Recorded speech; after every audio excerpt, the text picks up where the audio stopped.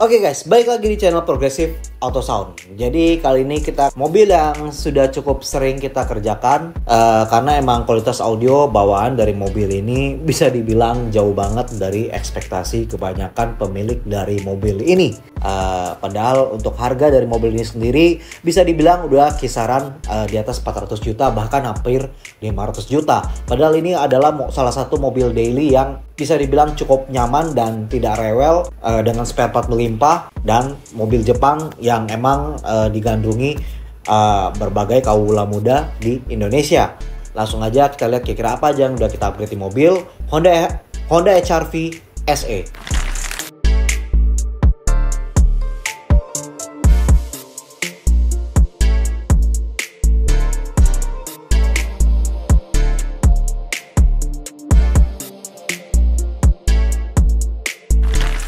Oke guys, jadi di mobil Honda HR-V SE ini sudah kita lakukan upgrade audio dengan konsep OEM look. Bisa mungkin terlihat OEM.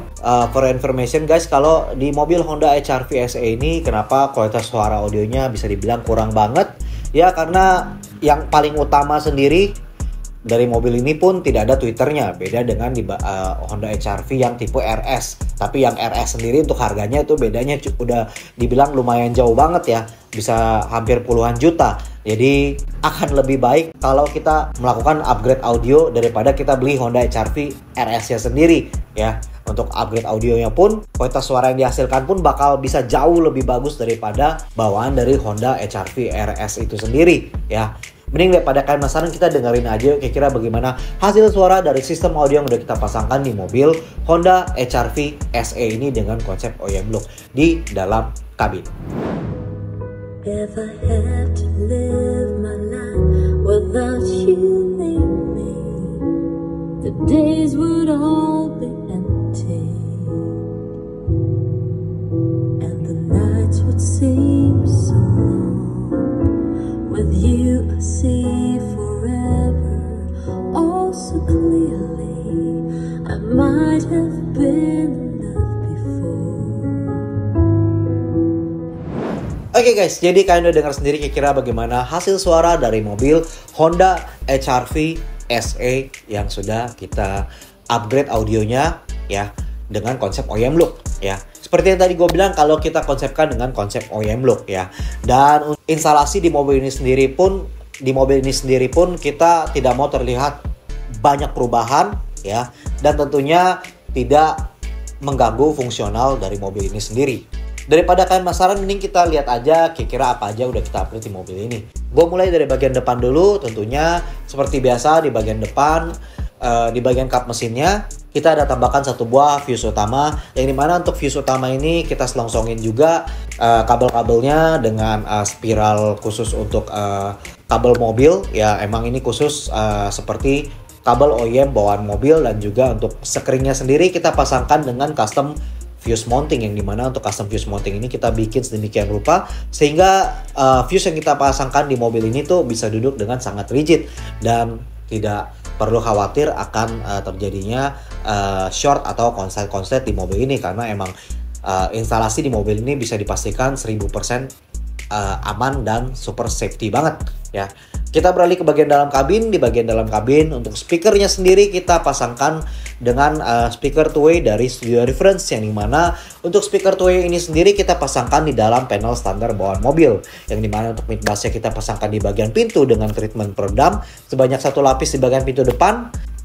Kemudian untuk tweeternya sendiri kita pasangkan di panel di pojok dashboardnya. Untuk HR-V SE ini sendiri tidak ada panel tweeternya agar terlihat OEM look. Jadi ini kita ganti panelnya dengan panel tweeter dari HR-V SE, yang dimana di pojok dashboardnya pun jadi terlihat OEM look dan terlihat seperti HR-V tipe RS, yang dimana untuk tweeternya sendiri kita menggunakan tweeter dari Studio Reference, dan tentunya untuk kualitas suaranya bakal jauh sekali dari audio bawaan dari HR-V RS yang aslinya, dan karena ini udah menggunakan speaker dari Studio Reference itu sendiri ya. Kemudian di bagian pintu belakang juga kita treatment dengan peredam sebanyak satu lapis dari peredam Studio Reference aluminium body rubber military grade ya. Fungsinya untuk meredam noise dari luar ya.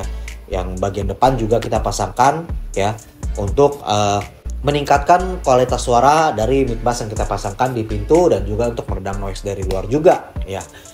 Sedangkan untuk mengontrol keseluruhan sistem di mobil ini, kita juga menambahkan satu unit DSP amplifier keluaran dari Masway M6 yang dimana kita pasangkan di bawah jok ya.